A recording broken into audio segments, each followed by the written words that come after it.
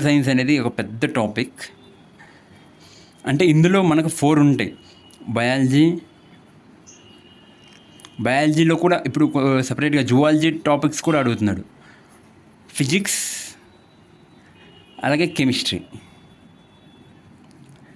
మనకు అడగడం కూడా 10 మార్క్స్కి అడుగుతున్నాడు. 10 మార్క్స్, ఈ 2 కలిపి 20 మార్క్స్ ఇలా అడుగుతున్నాడు.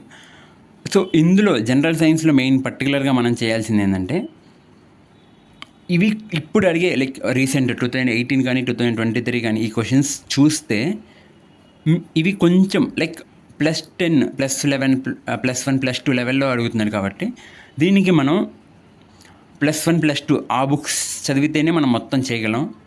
సో మనం ఇంతకుముందు అయితే 10th వరకు చదువుకుంటే సరిపోయేది, సింపుల్గా అలాంటి క్వశ్చన్స్ వచ్చాయి. సో ఇప్పుడు జనరల్ సైన్స్ స్టాండర్డ్ అనేది మనం ఎప్పుడైతే ఆంధ్ర యూనివర్సిటీ నుంచి పేపర్ JNTK వాడు తయారు చేస్తున్నాడో, సో ఇందులో మనకు కొంచెం లెవెల్ పెరిగింది, కొంచెం క్వశ్చన్స్ టఫ్ వస్తున్నాయి. కానీ ఇందులో ఉన్న సింపుల్ ఒక ప్రీవియస్ పేపర్స్ ట్రెండ్ అనాలిసిస్ చేస్తే ఈ జనరల్ సైన్స్లో ఏ టాపిక్ మీద అయితే ఇప్పుడు క్వశ్చన్ వస్తుందో అదే టాపిక్ మీదే నెక్స్ట్ టైం కూడా క్వశ్చన్ వస్తుంది.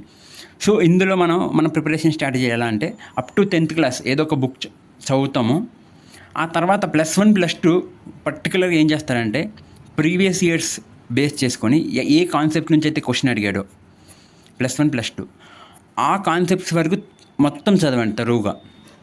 అప్ టు 10th చదువుతారు. ప్లస్ అడిషనల్గా ఏ టాపిక్స్ మీద అయితే ఇప్పుడు మనకు బ్లడ్ గ్రూప్స్ నుంచి క్వశ్చన్ అడుగుతారు, లేకుంటే జైగోట్ సిస్టమ్, డిఫ్యూజన్ వాటిలోంచి క్వశ్చన్లు అడుగుతారు.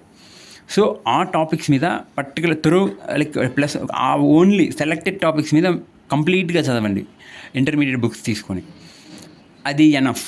అంతకుమించి టోటల్గా ఇంటర్మీడియట్ బుక్స్ చదవాలన్నా మనం నీట్గా ప్రిపేర్ అవుతాం, అది అవ్వదు, ఎక్కువ టైం కిల్ చేస్తుంది. సో అప్ టు 10th చదువుకొని ప్లస్ ఎక్కడైతే ప్రీవియస్ ఇయర్ క్వశ్చన్స్ అడుగుతున్నాడో ఆ కాన్సెప్ట్స్ ఆ టాపిక్స్ వరకు చదువుకుంటే మనకు జనరల్ సైన్స్ ఎనఫ్. ఆ టాపిక్స్ వరకు ఒక నోట్ మేక్ చేసుకోండి క్లారిటీగా. సో అప్పుడు అట్లీస్ట్ మనం అందులో గెట్ ఆన్ అవ్వగలం.